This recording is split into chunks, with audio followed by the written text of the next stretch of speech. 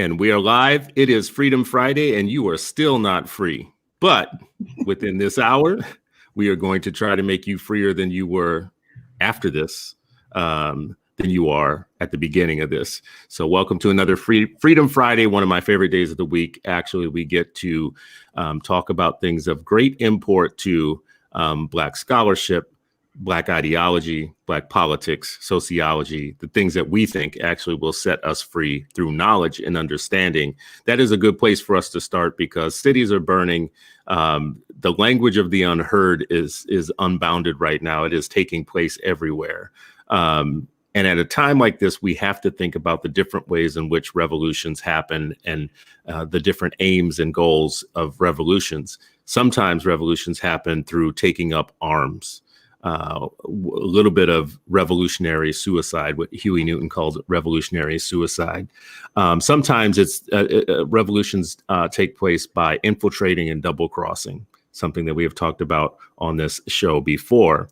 But one of the left out strategies for raising a revolution is to start at the beginning with the intellect, the Black intellect, the development of the Black intellect, the development of the Black mind, which starts with our children. And implanting into them, realizing the first thing, my friend Eric Mahmoud says, we don't have a hardware problem, we have a software problem. And by that, he meant that there's nothing wrong with the hardware of our Black students, our Black children, our Black people. It's the operating system that we implant in them as they are young that causes the problem. So we have a software problem. So in terms of a revolution, what is the software that we will put into our children? What is the background, the history, the context, the actors and players that we will put into their lives and have them interact with intellectually so that they form a personal identity that is healthy and that is resistant to their niggerization? So let's start there. Today, we have a very special guest who can help us with all of that. We have Dr. Greg Carr, who is Associate Professor of African Studies and Chair of the Department of Afro-American Studies at Howard University, and an adjunct faculty at the Howard School of Law. He holds a PhD in African American Studies from Temple University and a JD from the Ohio State University College of Law. So good morning. Welcome, Dr. Carr. Oh, no, Greg, please, Brother Stewart. It's an honor to be here. I'm a big fan and a big student of yours and Baba El-Mekki and the 8 Black Hands podcast. I mean, I learned so much. I sit down and jot notes and I have all kind of questions. And I want to say it's an honor to be in the room with you all today and in this conversation. So thank you. Thank you for the invitation, brother, please. Oh, this is huge for us because I feel like I'm a little bit of a pedestrian. I'm in the rail car of intellectual thought, watching and connecting my caboose to real intellects. So, I'm sitting right next to you, brother. I don't know who's in the front, but we in the back, brother. So, Brother El-Mekki, how you doing today? Good, doing well, man. I've been so excited and pumped about this, about these conversations, and it's great to see Dr. Carr, who's been just a stalwart in this work for so long, and so many of us draw from his fight that he's been waging with folks like Dr. Robinson and others to ensure, as you said, the Black brain is protected, Black children's intellect is protected. So I'm just looking forward to this show. Do you have anything to add? Either of you brothers have anything to add or contradict or change or augment the setup that I just gave? Well, can I just say this about our brother El-Mekki, Brother Sharif El-Mekki? He and you, brother, as not only beginning as an educator, but coming out of a family of educators. I was talking to Dana King, a long time co-conspirator who worked for the school district for so many years and who really led the social studies unit, social studies section and the African American studies section at the school district of Philadelphia for years. And really was kind of the architect that pulled together the design for the mandatory African American history high school courses taught in Philly. And she was saying she ran to your mother and Brother El-Mekki, and she was saying, I met this revolutionary sister, and then we got to talking, and she was like, of course, your son is Sharif El-Mekki. I just want to thank you, brother, publicly, and for those of you who may not know, this brother is not only a lifelong educator, but he's an education administrator as well. a master teacher who has raised other master teachers. And some of the young people, I lived in Philly for 17 years, and some of the young people I was fortunate enough to be a part of a family that we encountered came under your tutelage and developed themselves into master teachers. And it's just a testament to your continuing work. And then also what you have done now by putting a center together to really flood the pipeline with Black educators, particularly Black men. And in the process of doing that, you're able to not only secure and leverage resources, but you channel them toward liberation. And what you've done in every corner, but for me specifically with Philadelphia Freedom Schools and Liberation Academy and all that work, brother, I can't thank you enough, because in those moments when we lose a little bit of hope, we look to men and women like you, and you always remind us that it's better to light a candle than curse the darkness, and you end up flooding us with light, brother. So I want to thank you publicly for that, man. Yeah, wow. Thank you. You know, we stand on shoulders, and you know, we're in all this together. So thank you, and thank you both.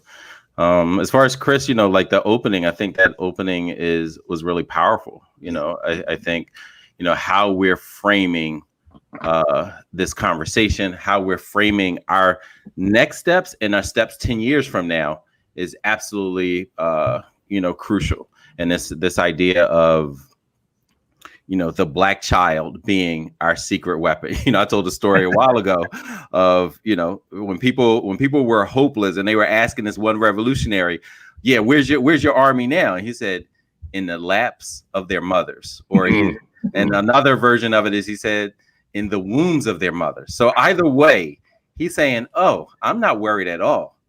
The babies, the soldiers are on their way. Help is on the way. So don't give up the hope, you know, as long as we are being the vanguards that our children and communities deserve today, right? Yes. The future belongs for those who prepare for it today. People love these quotes, but how are you implementing it? How are you thinking about it? Right? Yes. Well, we have to say that implementation is probably the dog of all fights, because you know, in education especially, everything works in PowerPoint. Everything looks good in a book.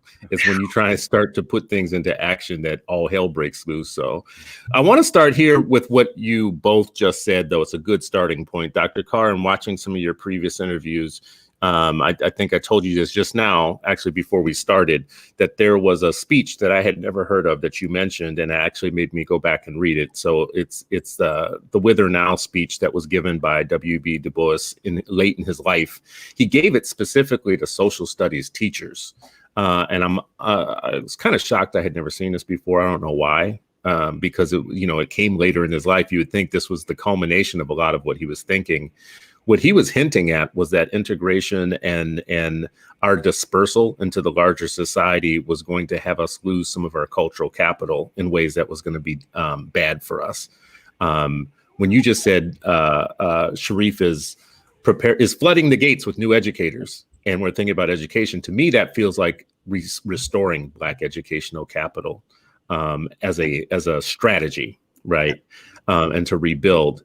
What from that speech can we learn from now? And is there anything special about the idea that he gave this speech to social studies teachers specifically? Well, yeah, first of all, yes, brother. I think the reason you hadn't heard of it is the same reason that I hadn't heard of it, and many of us hadn't. It wasn't easily accessible unless you kind of stumbled upon it or were hanging out in places where you might be able to get it.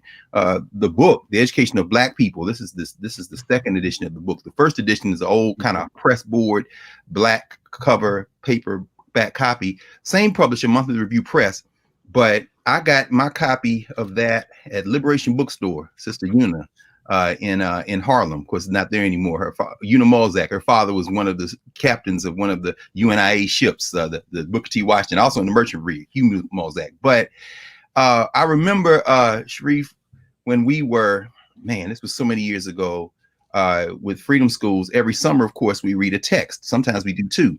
And I was in the Pennsylvania bookstore, which, of course, just went out of business. COVID wiped them out right there in West Philly.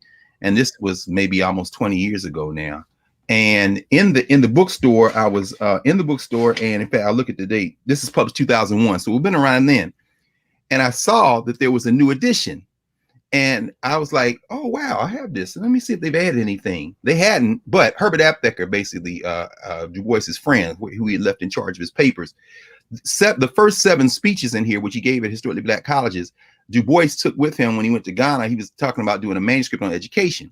After he made transition, Aptheker added the last 3. So there are 10 speeches in here. Almost all except one were given at black colleges or to black audiences, black educators. And Chris, what happened was, as I'm thumbing through it, I said, you know what? This is the book we should use for Freedom School this summer. And when we ordered it, Sharif, this was when we were like riding high at Freedom School. I think we went from 7 Freedom Schools in 1999 to 14 in 2000 to 21 in 2001. And so, of course, each of those Freedom Schools had 20 high school students in addition to the college students and 100 younger people. And so when we made the order, the Monthly Review Press, they called us like, who the hell are y'all? How many of these books do you want? And so we ended up really, and I laugh about this with the folks at Monthly Review sometimes when I'm up there in New York or I'll go by their bookstore. I say, you know, I think we helped y'all put this book back into print. Chris, people weren't reading this book. I didn't need great numbers. And so that Whither Now Why speech that he gives in April 1960 at Johnson C. Smith University, right around the same time the Student Nonviolent Coordinating Committee is being founded at Shaw, right down the street, right in North Carolina. Du Bois and his wife, Shirley Graham Du Bois, spoke the same day. She was the banquet speaker. And so I went looking for this Association of Social Science Teachers. And I know we'll talk about this. I'll wind this up very quickly in terms of what we can learn, but just want to set that context because Du Bois, the Du Boises, Shirley Graham and W.E.B., and black educators at this time and black thinkers, and they're talking and listening and building in institutional formations. These aren't individuals giving speeches to white foundations. There's one speech in here he gives to a white audience, and he said they wanted me to give a fundraising speech, and I ain't never been good at raising money, so I'm in here basically trying to defend the race. I'll never do that again. But the rest of the conversations are to black educators, and we'll talk more about this. There are so many of these institutions that we have now with, you know, with Sharif's Center, with the work that you're doing here, that are not only existing in brick and mortar, but that are, you know, now virtual, that really our best thinking comes in conversation. So I'm imagining this room where Du Bois is telling these educators who already know most of this, that number one, what we do is not only valuable, it is the most valuable thing in terms of our cultural grounding, in terms of our ability to do intellectual work in community. He said, you know, but then he looks into the future. And then a few months later, he and Shirley on the plane. They in Ghana. Peace out. Du Bois, one of his last correspondence, he's like to a friend in the United States, chin up and fight on, but realize American niggas can't win. I see y'all later. So he's gone, right? I'm out. You know, and here we are on the 28th. This is the day he made transition in Ghana, just before the March on Washington. You know, Roy Wilkins says, oh, yes, but even though in the end, Du Bois went another way. Hey, Uncle Roy, calm your ass down. But anyway, Du Bois is out. But anyway, but he says not only is our culture the foundation, but they know that because they're working in segregated schools. That's why who was in this room with this cat, with these people, right? But then number two, Du Bois looks in the future. He says, let me tell y'all something. These laws about to change. It's hard.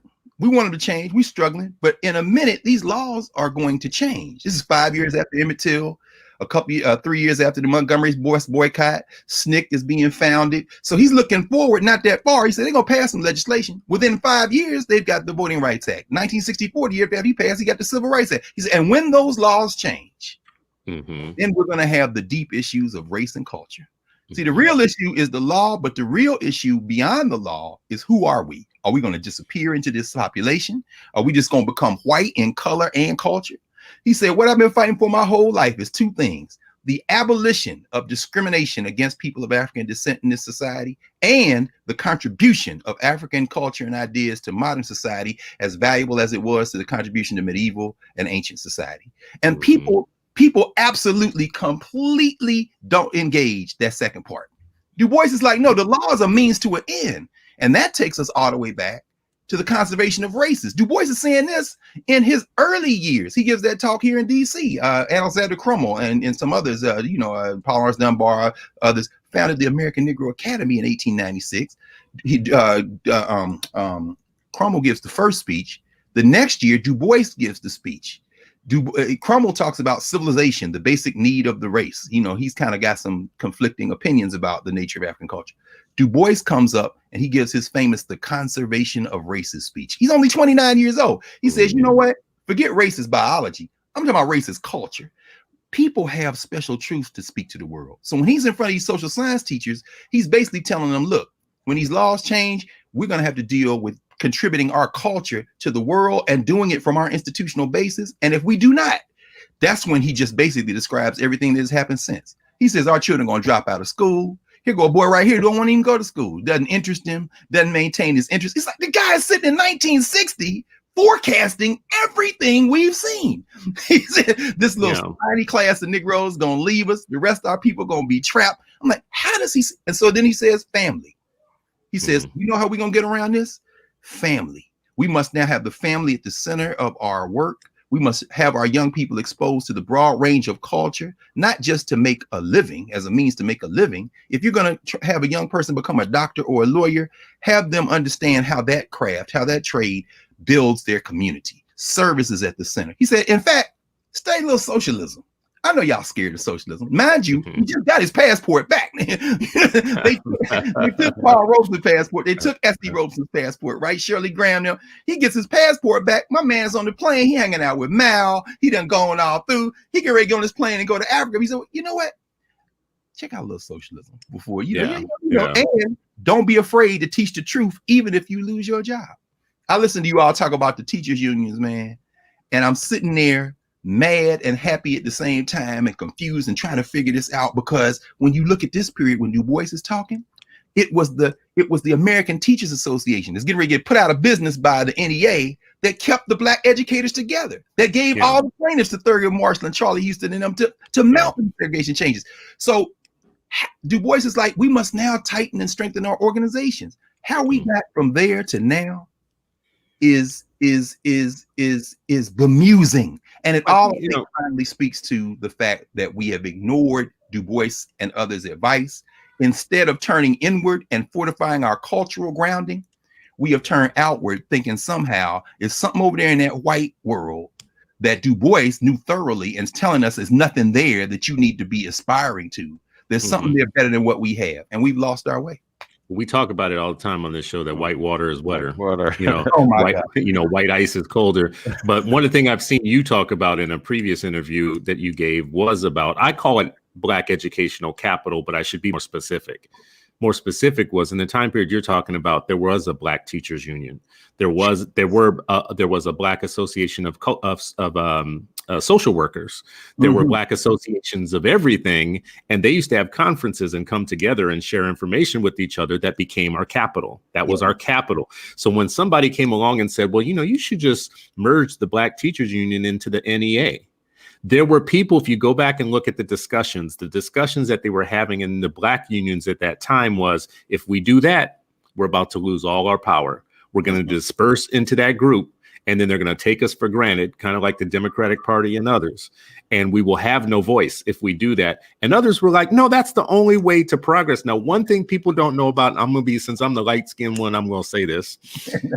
One of the colorist ideologies that people do not talk about in our race, and Du Bois mentions it in this speech, is that the lighter hued of our people will be the ones to lead the charge of wanting to just cross over to being fully white and leaving everything Black behind, right? Yeah. Fraser talks about that in The Black Bourgeoisie, which we have talked about on this show too, and others. If you look at Thurgood Marshall all the way up until people today who are winning awards for telling us that integration is the only way to go, it is the lighter hue of our race that will do that. I'm just saying that I'm owning that and taking it. But here's something from the speech, because I put the link of the speech, Du Bois's speech, into the comments so that people can read it. But here's one of his predictions. Take, for instance, the current problem of educating our children.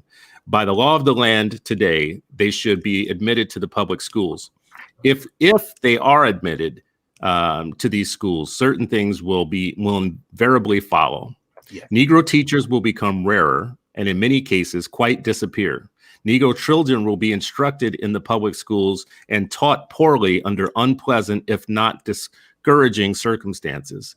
Even more largely than today, they will fall out of school, cease to enter high school, and fewer will go to college. Logically, Negro institutions and universities will disappear. Negro history will be taught less or not at all. And in many cases, the past Negroes remember in their white and Indian ancestors and quite forget their Negro forebears. Basically, he's saying that our Black educational capital will disappear. Our teachers will become rarer. Our schools will become rarer. Our students will be taught more and more by people that don't have their best interest in mind, and their history will be replaced with white history, right? So their knowledge of self will disappear. I'm having a little trouble reading it because this is in typewritten form, which I don't often see. It's a seriously original document. Is that the one you shared in the link? It's the one I shared in the link. Okay, yeah. Now I was going to say that is literally the speech he read, because of course Credo has it at the University of Massachusetts. So people reading that, you're reading the same page that Du Bois read, which I guess at 90 something is a testament to his eyesight. Because you damn right about that, brother. Yeah, it's typewritten and in very light type. But I like original documents. No I question. love original sources because you get to hear the voices of the person actually talking. In this, he is basically straight up telling you, as he always had, that two things can be true at once. You need to knock down discrimination, and you do need to infiltrate the broader society. But like Chinatown is never told to shut down Chinatown and join the rest of Los Angeles, he is telling you that there is no reason to shut down Negro Town, right? And I think that is something that is missing from our conversations today. What do you think, El Mekki? Listen to all this. Listen. You know, I mean, our giants, this is why when I say, like, you know what, I'm not an apple that fell from my tree. I stand on our tree's tallest branches because you can see further. All you got to do is look at what they taught us, right? We're so keen to run away from, our heroes, right? We allow other people to choose our heroes, and that's when we start thinking, oh, white water is wetter, right? Like, but if we chose our own heroes, it goes back to that independence, that self-determination, then we'd have a better understanding of all of this. And I want to draw on the point that, Dr. Carr mentioned this, but I want to, go a little bit deeper as far as giving some context about something. So he mentioned this book, right? The Education of Black People. And what he said was he wanted to use it in freedom schools. And what I want our audience to understand is this political education that he's talking about, that we're talking about right now, this is what our high school and college students are getting through our freedom schools. Come on, brother. So we're starting like early. We're talking about like preparing the next generation, preparing our replacements, raising them, making sure they can stand on our shoulders. This is what we have to do, right? And so I'm so glad, Stuart, that you pulled this speech up, right? Because it's in this book, but this speech that he gave is so vital. And again, the teachers, when Baldwin is talking to these teachers, when W.B. Du Bois is talking directly to these teachers, we need to hear that. This ain't in these teacher colleges. This ain't in there. And that's why they coming out like, I don't know how to teach these kids. I don't know how to teach these Black kids, right? Our scholarship is something that should be treasured and valued as if it is the rarest mineral on earth, because that's how important it is. Yes. Mm. Yes. Do you two think that one of the reasons that teacher ed programs are not as comfortable with this line of thinking is because it displaces them as educators oftentimes? They're not educators based on what we know educators need, what students need. Many of these guys, they're not educators. They pimps and clowns, right? In these positions. Well, let's talk about the good ones. Just let me say this, because this is going to be me playing devil's advocate, because I don't go down this line of thinking. But if you are that honest white teacher today who is reading books by like Kendi, like How to Be an Anti-Racist, you're reading like Emden's book around, how you should teach in the hood and that sort of stuff, because you're looking for someone to give you the stamp of approval that now something you can go back and teach with, that's one way of helping yourself out. But if you happen upon something that says, maybe it's not you who should be teaching, if you happen upon something that says, maybe the people you're trying to teach need a self-solution that doesn't involve you, well, now that's not something you can really take to heart and learn, right? No. And well, I mean, first of all, though, that whole category of books, that white facing kind of book, that really glosses and kind of prescriptive. And, you know, like say, Meki will tell you, you know, we've never, like those would be books that we would never have our high school students read. They're absolutely unnecessary. First of all, they weren't written for them. They were certainly not written for Black people, really. And then, you know, secondly, the kind of text that we have our young people engage, we go into the deep well, what Jacob Carruthers would call the deep well of African memory. We want excellence. Because like you said, later on, right there in that same moment when he's speaking, Du Bois is like, maybe then some people would say, well, maybe we shouldn't even integrate. We shouldn't go in those schools. And Du Bois is like, no, we must accept equality or die. But we must lay down a line of thought that will lead to our contribution to modern society as valuable as it was as in the past. And so that means that when we're doing this intellectual work, we've got to tap into the best of our work. None of that work is in those categories. Mm-hmm. And so like El Meki is saying, I mean, teacher ed is about ed. So they basically, you know, they're not grounded in content. One of the early lessons we developed for the Philadelphia, the high school course, we did a lesson on Carter Woodson. We pulled, talk about this, you love this, Chris. We pulled Carter Woodson's teacher records from when he learned to be a teacher, his grades and everything else. You see him accomplishing top grades in mathematics, in science, in literature, and then you see his scores, 96, 94, 97. This was in order to allow him to teach in the West Virginia public schools. So when you look at that, it was about content mastery in the subject areas before you can be loose to teach these Black children. Now, yeah, we don't have the best building. Yes, we need more money, and yes, we're going to fight for that. But in the meantime, your content mastery is what allows you to be a teacher. Contrast that with today, when teacher education is not grounded in subject matter mastery. Now, people can say, "Oh, that's not true," and you two brothers know that much better than I do.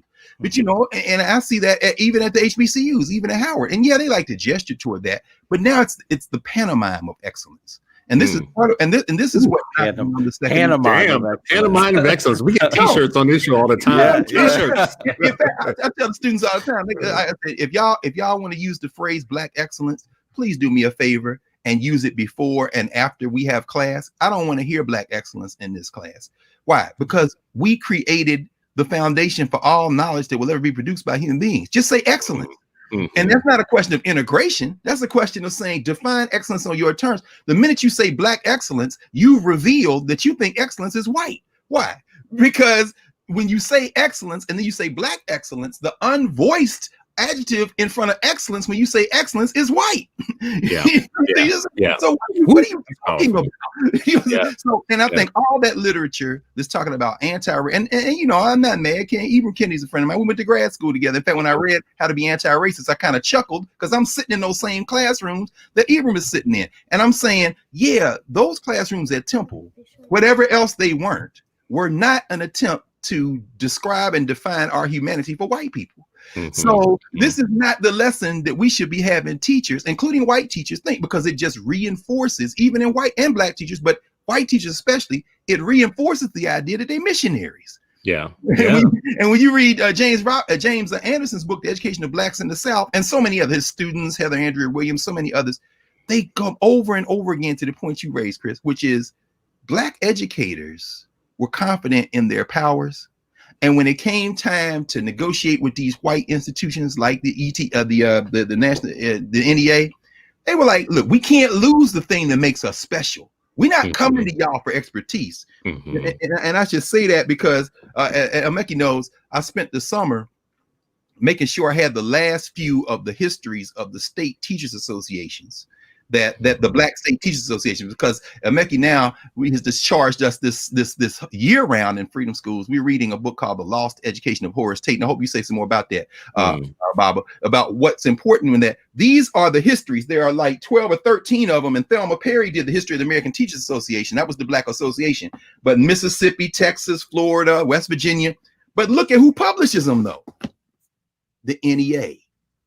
Because when they merged, the Black educators were like, look, before we disappear into you and have to have Black caucuses and all that, you're going to fund us and we're going to go write all of our history down. Because what y'all not going to do is dead us forever. And I guarantee you put a gun to the head of every author of the books you mentioned and all the rest of them and say, I'm going to blow your brains out. If you have not quoted any of these institutional histories that your ancestors wrote, it's going to be a lot of dead consultants. Well, I just want to show y'all something because you just mentioned. First of all, what was the one book that you just said? Because see, Elmeki, before you got on our pre-show here, I was telling Dr. Carr how Dr. Fuller does me, which is he makes me read 8 million different books. So in one discussion, when I'm done, my bill goes up like for books. It's just like, and I gotta listen quick. So this last book that you just said, which one is that now? The one with the teachers about the teachers associations? I think this is important. Thelma Perry, who she worked. This is called the History of the American Teachers Association. Okay. This is the history of all of them. But each of these is written by master teachers who then convene the rest of their folks and then say, let us tell the history. And there are a number of them. Mary Bethune is in the Florida one, so forth and so on. But I would mention just one more very quickly. This is the history of the Mississippi Teachers Association. The thing I love about this, and yeah, brother, you know, colorism, as Zora Hurston said, black folks are fools about color and hair.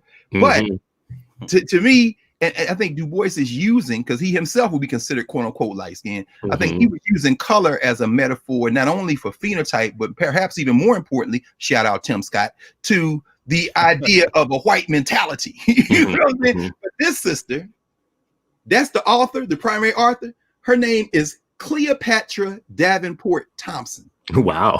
but check this out. Check this out. She was born in Egypt, Mississippi. These Negroes had Egypt, Mississippi in the 19th century, brother. You know what I'm saying? And this sister named Cleopatra writes the history of the Mississippi Black Teachers Association as they merged with the NEA. To your point, Chris, they didn't need integration for anything other than the resources. The resources, yeah. And then what did we lose when we merged? And that's where you get this how to teach in the hood. Go ask Cleopatra, bruh. Don't be writing books about it. You know, I just want to make sure that everybody like catches a part of it, because I always like to highlight things that tell me that I was right in something that I said previously. so the one thing that I have said a lot that you just said that I want to make note of for everybody is that some of these books aren't written for us. Some of these books are written by us for someone else, right? So these books around how to be a better teacher, or let me be your black talisman, or let me teach you how to absolve yourself of any of your ignorance so that you can feel better on Monday. Those aren't our books. Nope. That's not for us. That's for somebody else. I did want to quickly put a note, then I'll come to you, Sharif. Put a quick note about, like, I always jump on and see what, you know, a book when someone mentions one. This type of thing drives me crazy though. This hardcover of The Education of Black People is $1,000. Oh, of course. $1,000. Oh, you talking about James Anderson? This is the W.B. Du Bois. Yeah. The Education of Black People. Yeah. I'm not getting. Listen, I got 2 of these books because one I kept in my book bag as I was flying around a couple years ago, and just like, oh, all right, before I get back to my school, you know, I want to have another chapter read, right? So I can lead this PD and bring it. The other one I just got it used because I was just like, I want a second one, and I got the used version. It was like, you know, gently used. I'm like, bet, you know, that drawer was like $5 or something. You know what I'm saying? So, but yeah, I'm not in the market for the hardbacks of too many books, bro. Can you all give us like a quick and dirty on each of these? What you think is the important idea out of it? So the Lost Education of Horace Tate. What's the big idea out of that book? Go ahead, Bob. No, please, because you the one who got us doing this, General. So tell us about it. So I thought it was really important for students who, so many of them don't have black teachers, for them to see that this was engineered so that they don't have black teachers. And I wanted them to get a glimpse of the role that black teachers had, you know, in the South, and we know that the influence across the country. So last year we took students to, Montgomery, Alabama, the EJI Institute, because a lot of them knew about the preachers, but we wanted them to also know about the teachers who moved, you know, human rights forward. And so this Lost Education of Horace Tate is just one example. I wanted them to know, like, what does power look like and how people will trick you to take it away? What does unity look like?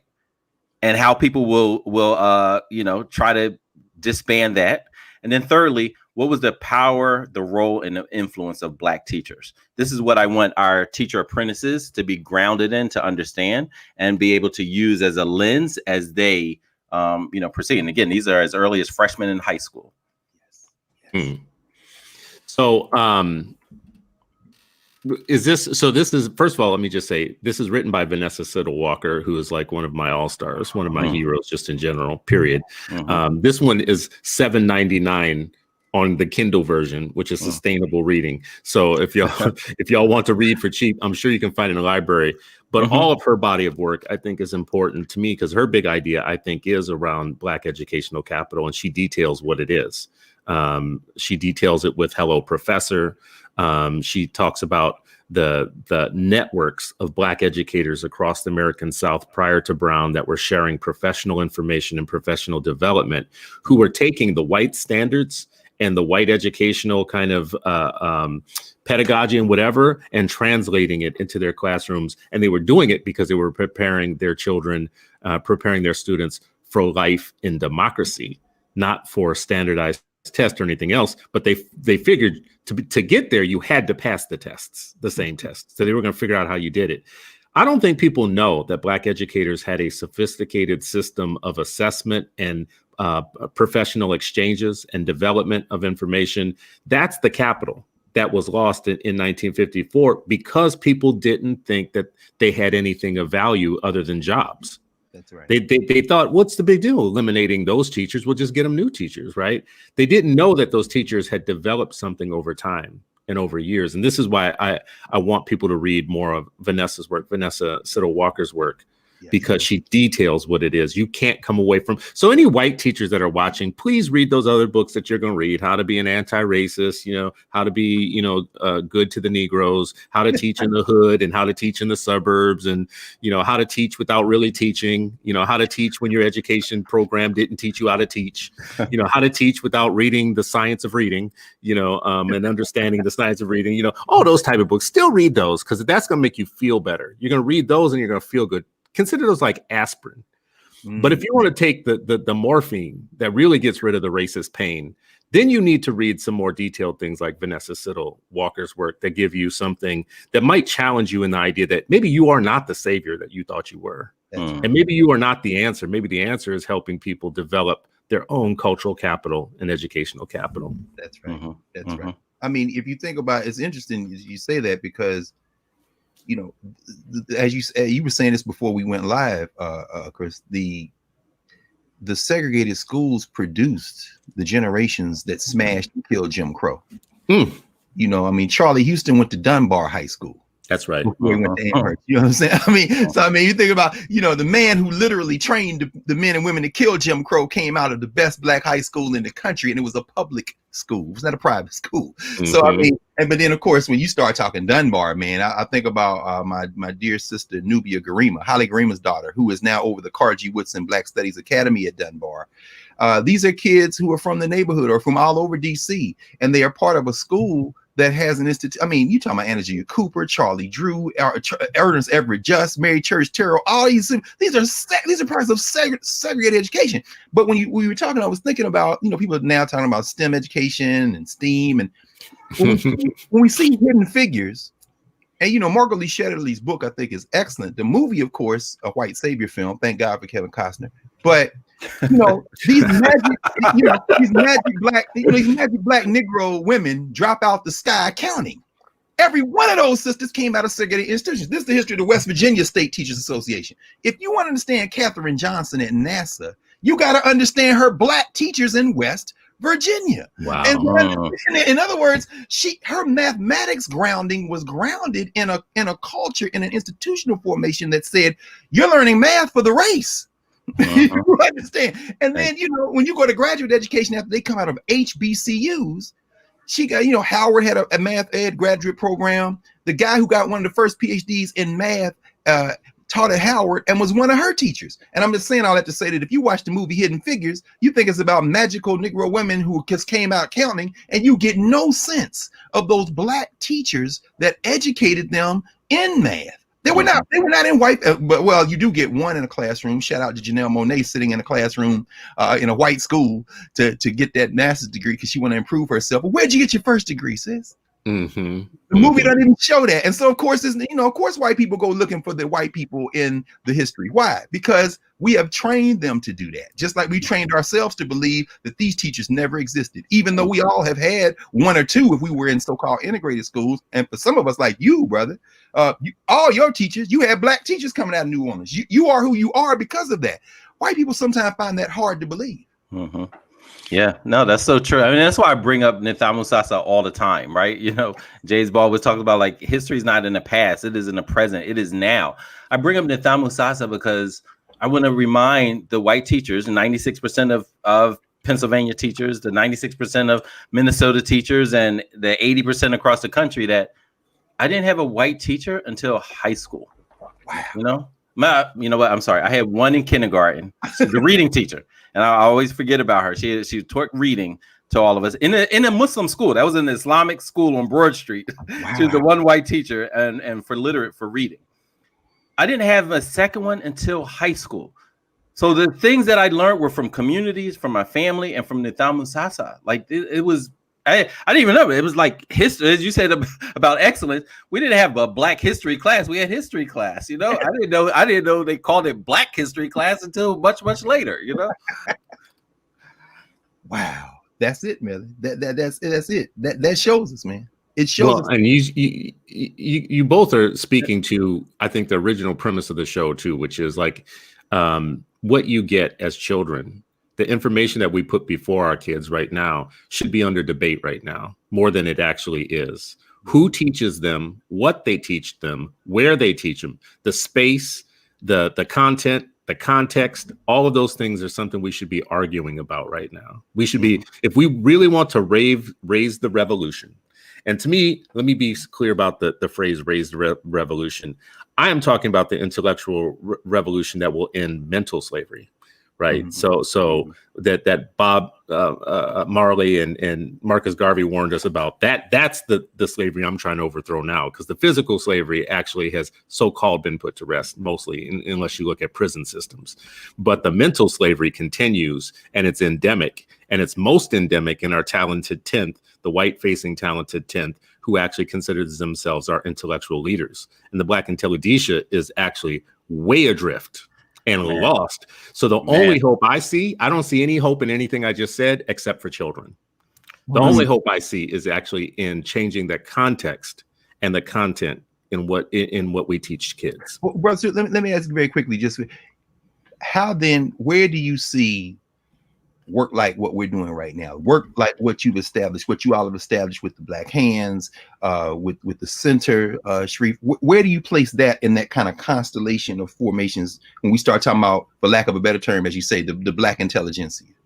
I mean, my part, and Sharif, you can take this, but my swipe at that, again, coming back to Bob Marley, is you've got a big tree, I've got a small axe ready to chop you down. So we always be trying to think about big revolutions, like how are we going to do the Nat Turner thing and take over? Actually, baby revolutions, small revolutions is what actually wins the game, because they're harder to detect, they're harder to stop, they're hard to overthrow, they don't have one leader. So baby revolutions to me are literally our babies. Mm-hmm. So what Sharif said earlier about like the revolution is in the lap of mothers right now is a completely subversive thought. It's a completely subversive thought. It only works though if those babies don't go into, here's a quote that I say in speeches sometimes, and y'all can fight me on it, but this is what I say to people. If you wanted to make sure that Black people never reach their full potential, there would be no more efficient way to make that happen than to demand that they turn over their babies at age 5 to the American public education system. Wow. There would be no more efficient way to make that happen than to demand that they turn over their babies at age 5 to the American public education system. I believe that with all my heart. That is not just a throwaway line that I put in my speeches. It's actually my analysis. So the only way to reverse that is to reverse the content and the context of those babies. Where do we put them and what do they learn? That's the only revolution I can think about as being viable right now. Mm-hmm. The other ones, taking up arms, terrorism, domestic terrorism, and all that stuff, the language of the unheard, hey, that's for somebody else. But for me, the mind is the most effective weapon, and we're dulling it. We're diminishing it in American classrooms every day. Mm-hmm. So fight me on it, brothers. Listen, it's hard to fight that because we see the results, right? And so, while we're trying to flood the systems, we've not lost track that we need to build institutions. We need more independent schools. Nithamu Sasa, and I tell people, like, you know what, if I could create 100 Nithamu Sasas across this country, that's what I'd be doing. And whether they were private, chart, whatever gave me more autonomy, more steps, to move things forward. That's what I would be, about. And this children, when you said that, it reminded me, Baba Changa he's my favorite teacher of all time. And he taught us not only martial arts, because he used to say, if you're going to speak the truth, you're going to have to defend the truth, right? So that was one part of it. But then he also was our political science teacher as 4th and 5th graders, right? And one of the things that he would talk about, he would train the pre-K students, these little 3 and 4 year olds, and he used to call their class Siafu, and if I recall, that meant ants. Because he said, you know what, even though you're small, he's talking to 3 and 4 year olds, even though you're small, when you're united, even the elephants will run away from, when those ants all gather together and just start clearing things, like that. That's how he was teaching 3 and 4 year olds. Wow. And at the time, I would just laugh, and we go down there and we play spar with him and, do the exercises and conversation. It wasn't until I was older, I was like, Baba Changa, I see what you did there. I see what you were doing, right? It's that education, right? When I we talked before with how I learned reading. It was on the porch of my cousins who were Black Panther Party members, right? Those are my earliest memories of, and so they weren't just teaching reading. It was always this additional piece of, what your job is. You're going to have this baton. That's what we're doing. So when we see like Dr. Eli Stanford and her work as a doctor in this COVID madness and going around, she's a Nithamu Sasa student, right? When I see Ayana trailer and saying like, oh, Black kids are going to learn how to swim. Oh, they're going to learn how to swim. And she hundreds of students that Black children that she taught how to swim. Like that's Nithamu Sasa. That is those teachers and they learned it from who? From their Black teachers, And when I say teachers, I'm saying yes in the strict, sense, but I'm also thinking about other ways, right? Like who are our teaching artists? So suppose that movie, about Dr. Katherine Johnson and so on and so forth had Black people, making that film and drawing on here's where they learned and here's why they learned it. That's right. That's right. No, that's right. I mean, damn, Sharif, you just. Really, all the time. No, because if you could make 100, and then we think about, well, there was a time when all of our schools were segregated, but then Du Bois deals with that in education of Black people. He's saying yes, even as early as 1906, he goes to Hampton. Now Booker T. Washington is still 9 years going to be on the planet, so he goes up into Hampton to give a talk. A couple of years after he published The Souls of Black Folk, he's on Hampton's campus in the summertime. He gives a talk called The Hampton Idea, where he's like, look, we can't be training people basically for slavery. We have to think differently about even the nature of Black institutions. So even when we think about the nature of Black institutions, yes, excellence was being pursued, but there was real conflict over the question of culture and value. And he kept harping on. He came back to his alma mater, Fisk, 2 years later, and gave a talk where he used as a subject Galileo. He said, when you were confronted with being able to tell the truth or be harmed, Galileo took an L. He lied. He said, don't lie in the minute of it. A Black school got to be Black. And then that's when he comes back 20 years later. His daughter's getting ready to graduate. He gives a talk, Diurnti Silenti, long silence. He says, look, they telling me y'all got these young girls down here, Fisk undergrads, going downtown to entertain white philanthropists on the weekends. What's going on at Fisk? I'm breaking my silence. The Black schools. Then he comes to Howard and says, the biggest days of the Negro college year are vulgar displays of fur coats and liquor. You training Negroes to be part of a bourgeoisie. Now this is all still when we have just Black schools. The African-centered schools, like the ones you're talking about, Bob L. Mackey, that you attended, they're still in the distance.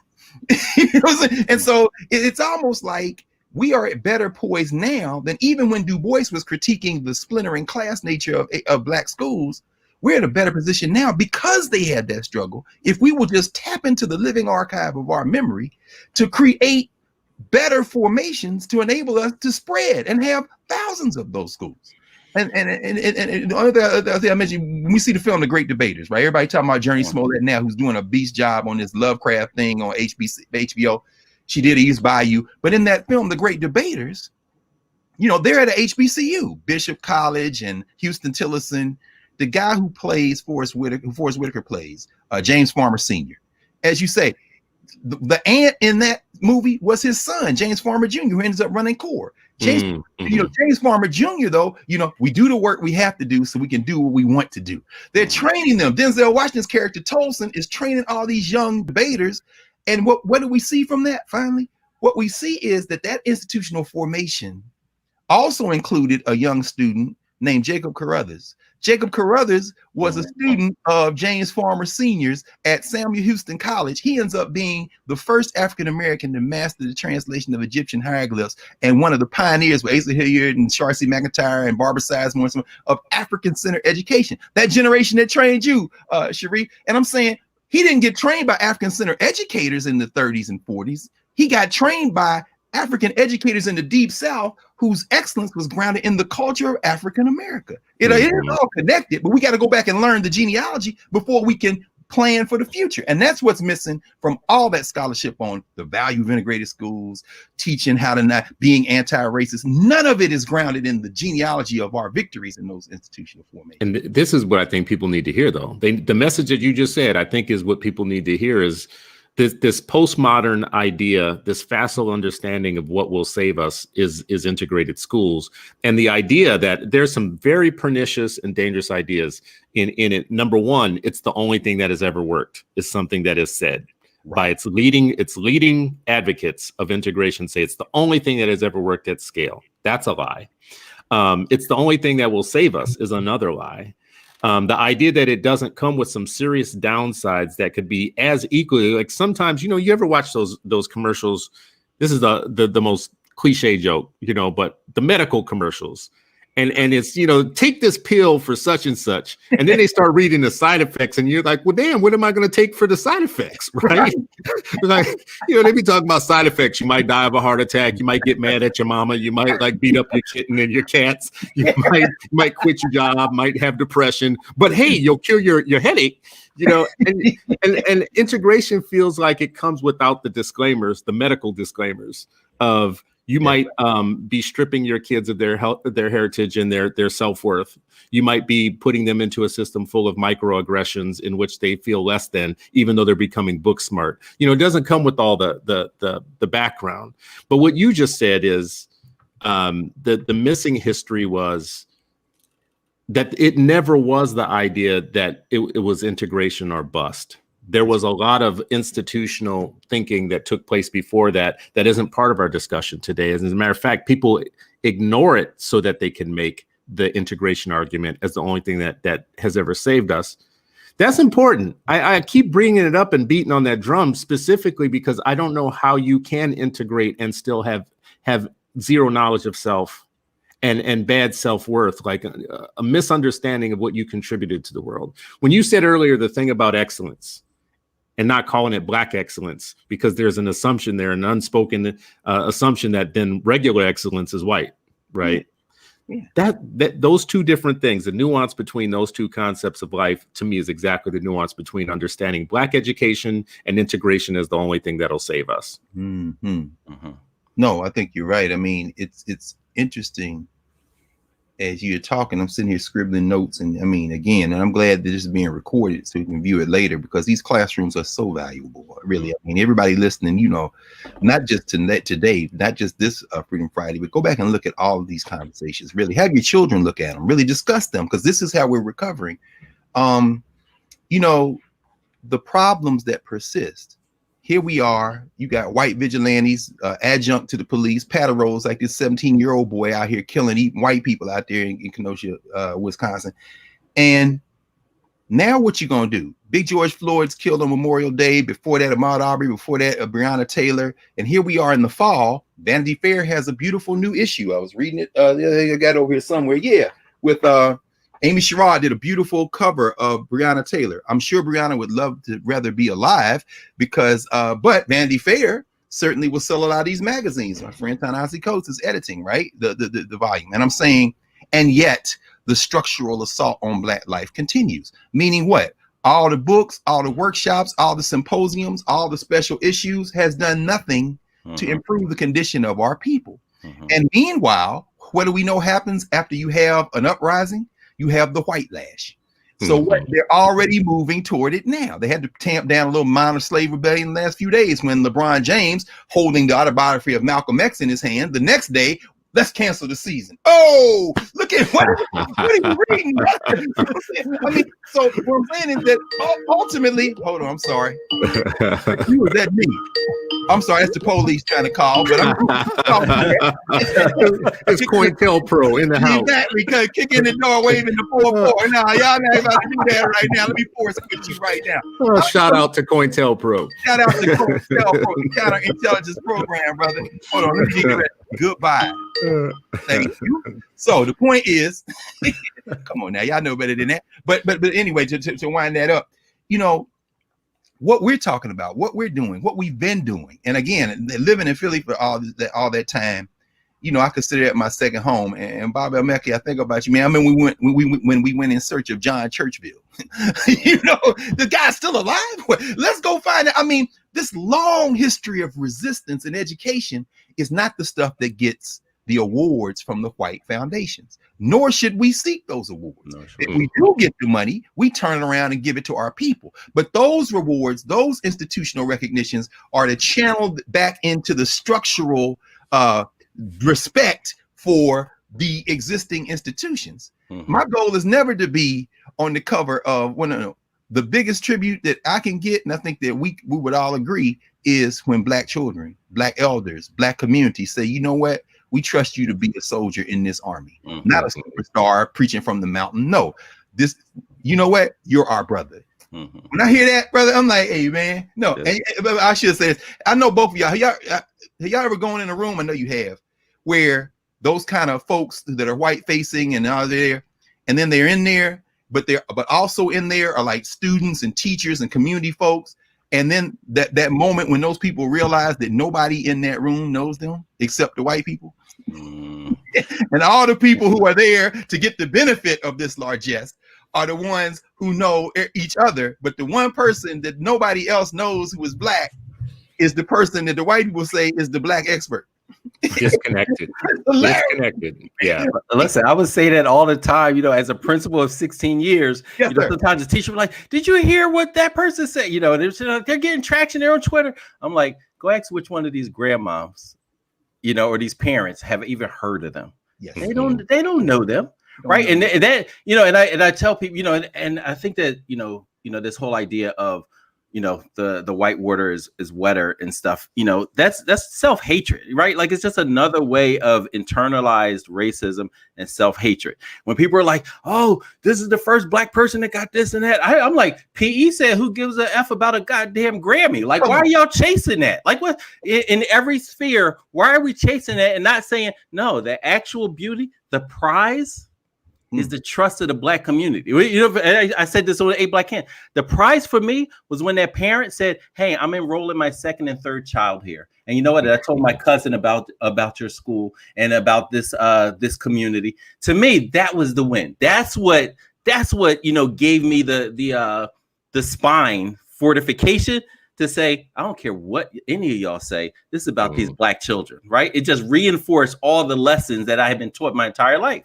Right. That's what it is. People are chasing and elevating and lionizing the wrong stuff over and over again. And our kids are penalized from it, because then that becomes the poison that is in their textbooks and is coming out of the educators' mouths. And you know, as we wrap, because we're coming, these things always go too fast. Yeah, going it. We just they always go too fast, so we're gonna have to do it again. We're gonna have to have Dr. Carr back again and again and again. If you will come back. We definitely want you back. With pleasure.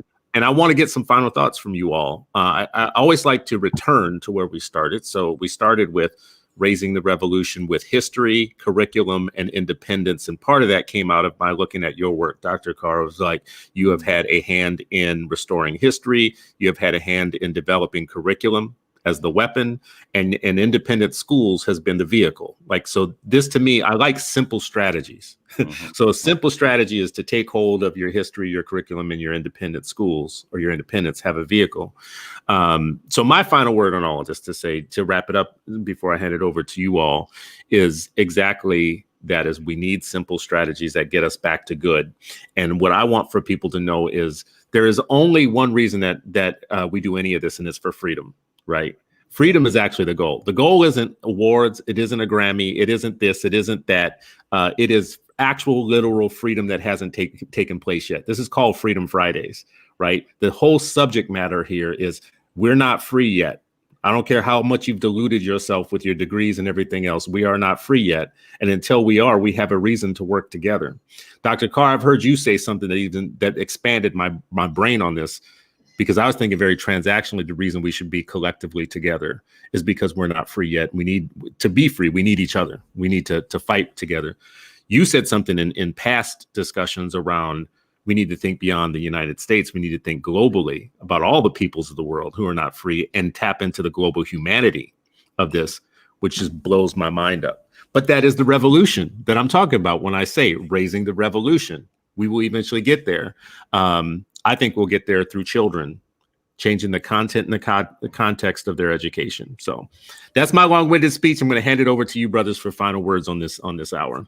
Well, I'll go next, and then Dr. Carr can end us with his with his wisdom. I think a big part of all of this is this whole idea of Sankofa. Making that. Chris Babacar, Chris talks about like every Black child when they are born, they should have a box, with all the kind of initial things that they should have. Parents should have, families should have, to raise this Black child in the righteousness of the struggle that we're going to win if we do this right. And so, that idea of Sankofa, shout out to Dr. Imani for Sankofa Charter School, right? Like looking backwards so that we know forward. I'm immensely grateful for the blueprint that my teachers, my parents, Aisha El-Mekki, Hamid Khalil, or back in the day, Sandra Lee Dickerson and Dante Thomas, where they, sometimes I think about these movies where they show, these people under a parka or something, or under a tent, even by a flashlight showing this is the direction, right? That's how it felt in so many different ways. And especially as I'm looking backwards, right? As I'm my own Sankofa moment, like that's what it's about. Like we have a blueprint. We have these lessons. When you posted the pile of books on Twitter, I actually did a screenshot of that because I was like, I got to get every last one of those books about the Black teachers who were united and who understood power, right? Like if there's any misunderstanding, it's about that we don't understand power. And we don't understand how it's amassed, how it's undermined, and how it can be used in the pursuit of freedom. Right. And then lastly, I would say just shout out to those teachers, those Black educators. You mentioned Carter G. Woodson, where so many people don't know that he was a teacher. That's right. You're right. And when I talk about Ida B. Wells, yes, she did a whole lot of stuff about anti-lynching. But you know where she got fired from first? Was a teacher. They said, no, you teaching Black kids about freedom. You got to go. And which pushed her just to a larger platform, right? So I'll just end with a quote you said. I think we might borrow this for a part of our ending of Freedom Fridays. Chin up, fight on. Chin up and fight on. Oh, yes, sir, brother. And that's Du Bois. Yeah, exactly. Exactly. Chin up and fight on. Chin up and fight on. So listen, again, thank you all. Thank you, brothers, because this is a sacred space. As the Yoruba people would say, the world is a shrine. In fact, I first heard this from Babalawo, who's right there in Philly, whose mother and sister started Odunde. Of course, Laura Fernandez. Talk about teachers. EI is a teacher, middle school, junior high school teacher. So if I would say cool, I would say in the Odu Ifa, the Yoruba would teach that the earth is just a microcosm of all of reality. So when you build your little shrine, you're just building a microcosm of the universe. And so I often think about that. And he would say, the world is a shrine. And I think about that when it comes to educators. And, for those of us who are fortunate enough, blessed enough to have been apprenticed by master teachers and who try every day to get better, realizing, as the ancient Egyptians said in the book of Tower Tep, the limits of one's craft are never reached. For those of us who are trying in the vein of being teachers, we understand that the world is a classroom as well. So I want to, thank you, brothers, for convening this classroom regularly, because this classroom is a space where people can model what teaching and learning for liberation looks like. And with that in mind, I think I'll just stop by once again thanking you all for not only today, not only for everything up to today, but for what will happen in the future. Because this is the bridge that walks us, as you say, Baba El-Mekki, back into ourselves, and we have everything we need. We just need to recognize we do. So thank you, brothers, for this. I thank you. Hopefully you will come back again. You will join us again. Well, I'm here all the time. I'm watching y'all all the time. So yeah, I'll drop back in the conversation. All right, good. I'm learning all the time in this classroom, Baba Chris. Thank you, brother. Yeah, you have upped the level of our game just by being here. So we want you back. We're gonna borrow some of those books too. It look like you need us to take some off your hand. We might have to. Question. We need cheaper books. That's what I need y'all to start. My ultimate plan is we're gonna get all of the stuff in one place. We just got to figure out where, and from then, oh man, we putting all the Negro white facing, what Dr. Carruthers would call the black interpreters. They ain't even gonna have no place to stand once we get these young people loose in these books, brother. Well, Sharif knows this about me, and I know I gotta end it here. I've said that I read dissertations as a hobby, so I figure that people put all this time and effort and work in it, and most Black PhDs did their dissertations on Black people in some way, shape, or form, and then it goes dormant. They do all this work, and then it goes on a shelf somewhere. And my thinking is we should have a spot in every library of just Black community-based scholarship that has been done already. All the dissertations. Send us all your dissertations, folks. Y'all don't work on this so hard. You put so much money and time and effort into it. Send it to us, because if you take it all together collectively and put it in the blender, that is community-based scholarship that we can trust. That came from us, by us, well, depending on what college you went to and what you decided to study. But I'm just training Black scholars. I tell you, Emory, man, I'd love to hear a conversation with y'all and that sister. That is a gift to our community. Vanessa Walker, like you said, she's amazing. She's amazing, and I think everybody needs to know her. Everybody needs to know her and see her. So her book, her videos, her lectures. Like, listen. Find her today. Google Vanessa Siddle Walker. Find her and suck it all up. Absorb it, and you will be a smarter revolutionary. You will be a smarter freedom, a more informed. Let me not say smarter. You'll be more informed. And as activists, information, being informed is actually like the first step to godliness, right? Like being informed. So, all right, brothers and sisters, thank you. This has been another Freedom Friday, and you are still not free. So come back and join us next week, because on Freedom Fridays, we talk about freedom, and you still are not free. So come back next week. We appreciate y'all.